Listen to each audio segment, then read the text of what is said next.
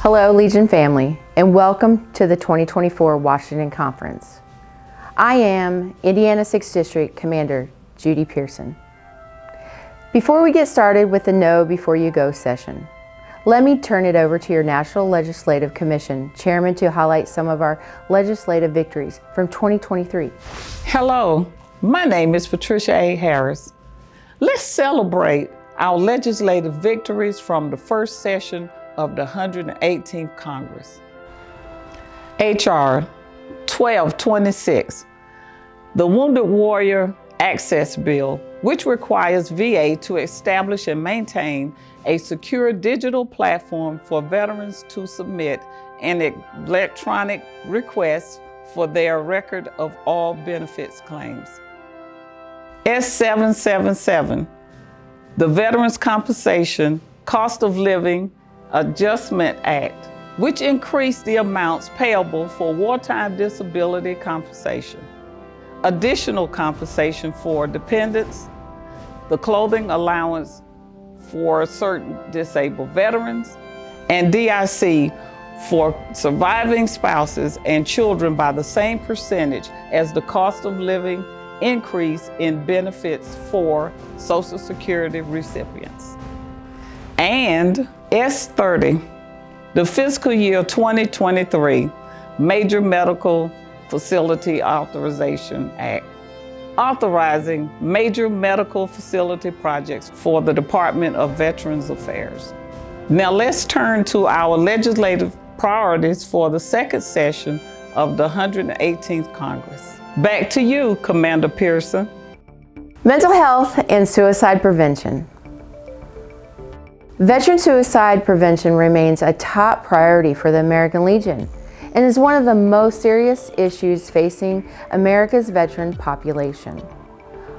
On average, veterans are twice as likely to die by suicide than the general population, with an estimated 18 veterans taking their life every day. Suicide is the second leading cause of death for veterans under age 45, with the most common method being firearms. What can Congress do? Pass H.R. 1639, the VA Zero Suicide Demonstration Project Act, to fund VA suicide prevention outreach budget and continue to invest in mental health research. Pass H.R. 3722, Daniel J. Harvey Jr. and Adam Lambert Improving Service Member Transition to Reduce Veteran Suicide Act, to provide more resources to veterans in transition, focusing on those who are at risk of facing financial hardships. Support continued funding, implementation, and expansion of veteran mental health and suicide prevention services through the Veteran Crisis Line, vet centers, CAM therapy, and whole health programs. Require VA, in coordination with the CDC and DOD, to include cases of self-injury deaths in the suicide data report to ensure suicide rates are properly recorded. Pass legislation focused on suicide prevention efforts for veterans in higher risk classes, including homeless veterans, financially insecure veterans, and women veterans. Polytrauma. Polytrauma is simultaneous injury to multiple body parts and organ systems. Veterans often experience polytrauma as a result of a blast-related event, which can also cause traumatic brain injury.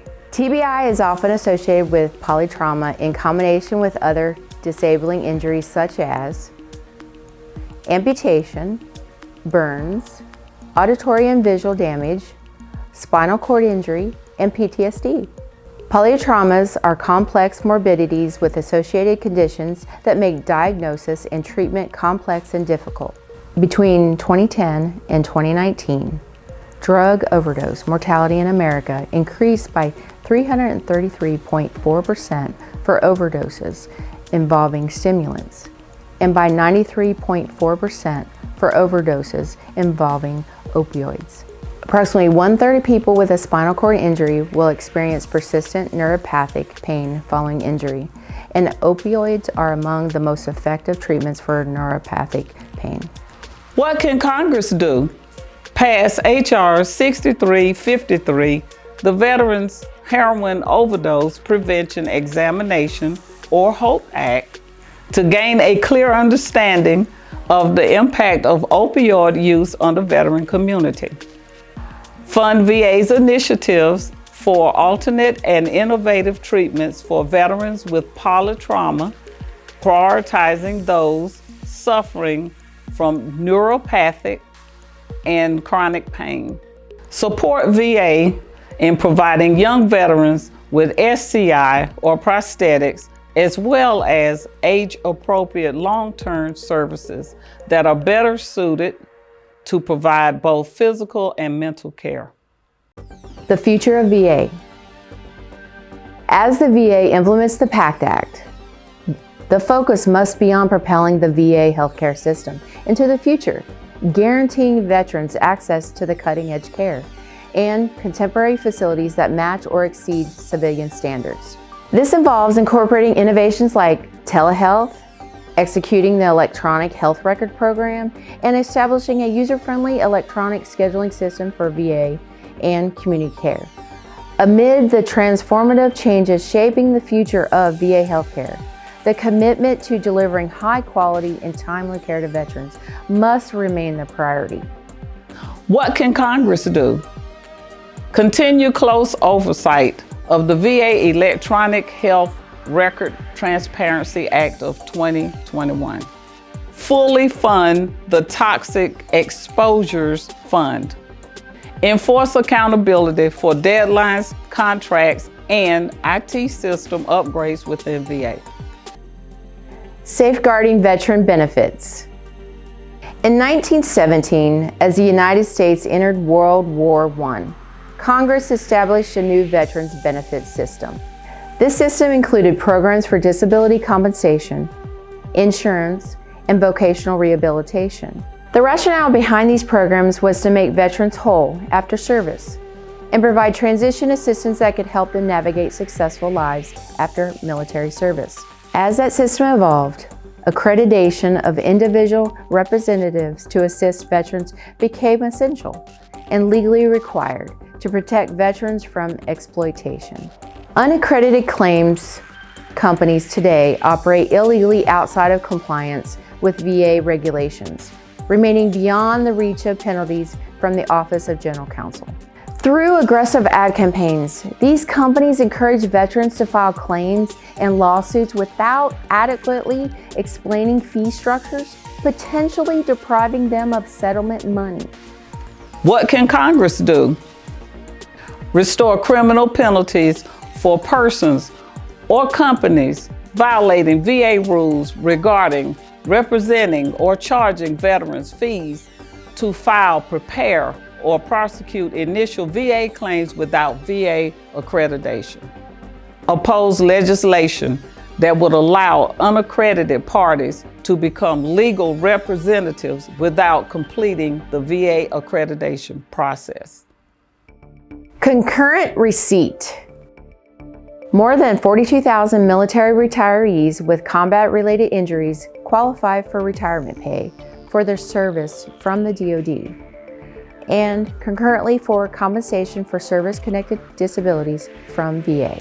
However, for retired veterans with disability ratings of less than 50%, their VA disability compensation is deducted from their DoD retirement pay.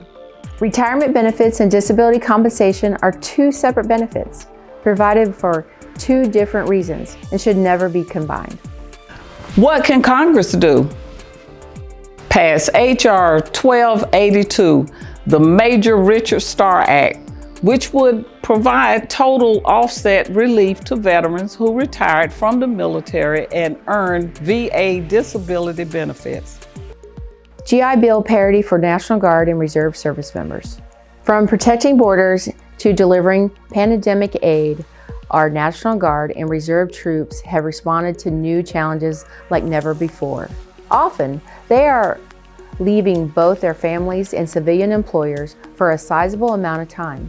Yet despite all we ask of them, they are too often denied a cornerstone benefit for our nation's veterans, the GI Bill. According to the law, as it is currently written, National Guard and Reserve service members only accrue GI Bill entitlement when called under federal orders. When they are activated under state orders, they do not accrue eligibility under GI Bill benefits. We must discard this misunderstanding of the true nature of citizen service. Every day in uniform counts. What can Congress do? Pass legislation which would grant access to the GI Bill by counting every day that a service member is activated under Title 32 orders toward benefits eligibility. Hold the Department of Defense and National Guard Bureau accountable for providing transparency to National Guard and Reserve service members on their GI Bill eligibility. GI Bill for honorable service. Most VA benefits require that the veteran have a discharge characterized by the military as under honorable conditions. However, to receive education assistance benefits, service members must have an honorable discharge. If their discharge is general under honorable conditions, the GI Bill remains out of reach for these veterans. The administrative conditions that result in a general discharge do not negate the honorable service these service members provided for our country. It is time to finally correct this historical inequity by granting these service members the same educational entitlements we provided to our World War II veterans. A 1946 Senate report on the 1944 GI Bill read, quote, "It is the opinion of the committee that such discharge less than honorable should not bar entitlement to benefits otherwise bestowed unless such offense was such as to constitute dishonorable conditions." What can Congress do? Correct this statutory incongruity by amending GI Bill eligibility in the U.S. Code to allow service members who receive a general under honorable conditions discharge access to VA educational benefits. Military quality of life. Taking care of our service members and their families remains the highest priority in keeping a ready and agile force needed to defend our nation. Providing a high quality of life for military personnel is not only a moral imperative, but it also contributes to the operational effectiveness and ability to carry out missions successfully. The correlation between degraded quality of life and behavioral health issues cannot be overlooked. Providing the best quality of life standards for service members can reduce risk factors. Barracks facilities DoD-wide are in desperate need of repair following the multiple issues ranging from mold, mildew, safety and security concerns, and electrical and plumbing issues. Military family housing shares many of the same issues, and tenants' rights must be safeguarded. Lack of childcare options and rising costs leave military families struggling to afford daycare. Poor quality of life negatively impacts recruitment and retention. What can Congress do? Pass S 2047, the Military Housing Readiness Council Act, to enhance oversight and accountability for deficiencies in military housing. Increase funding for building new and renovating existing military barracks and family housing, and safeguard tenants' rights for those who reside in privatized family housing. Expand financial assistance to service members for child care. Increase access through new agreements with private and public child care facilities, and grant military construction authority for building new child development centers. Fully fund and retain quality of life programs, including military commissaries and exchanges, MWR programs, educational benefits, spouse employment programs, and career development programs. Ensure the Coast Guard is paid. Defending our nation comes with the obligation for the government to adequately fund the DoD. While the Coast Guard is not part of the DoD, its role providing national security on our nation's borders and globally is equally vital to our military's work. The Coast Guard provides law enforcement, port security, and maritime and coastal safety while too often operating outdated equipment and vessels. During federal government shutdowns, Coast Guard personnel often work without pay. What can Congress do? Pass H.R. 2693, the Pay Our Coast Guard Parity Act, to ensure pay and allowances for members of the Coast Guard during a funding gap. Approve and continue to increase the Coast Guard's budget annually to meet national security requirements and funding priorities such as restoring readiness and recapitalizing legacy assets and infrastructure. Improving transition assistance, accessibility, and portability. In addition to the Transition Assistance Program, VA offers military life cycle modules that allow service members and their families to access information about the VA services and benefits at any time during their military service. Topics include education benefits, the VA Home Loan Guarantee Program, and community integration resources. What can Congress do?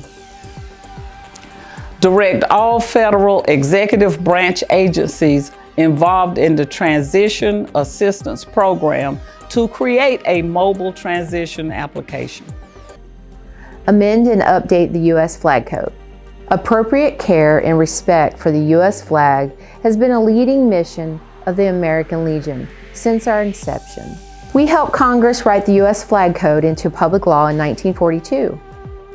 Amended several times in the decades since its adoption, the code is a guide with no penalties built in for violations. Practices and customs have been modified in the past few years regarding certain display procedures, but the flag code has not been updated to reflect current accepted patriotic practices. What can Congress do? Pass SJ Resolution 34. Approve changes to the U.S. Flag Code to codify multiple customs and practices pertaining to the display and the use of the flag of the United States of America. This concludes our Know Before You Go for the 2024 Washington Conference. Thank you for tuning in. We hope that this brief has helped educate you on some of the top legislative priorities of the American Legion, and that you feel confident in your upcoming meetings with your members of Congress. It is imperative that all Legionnaires advocate for policies that help veterans, and by doing so, you are helping the American Legion strengthen America.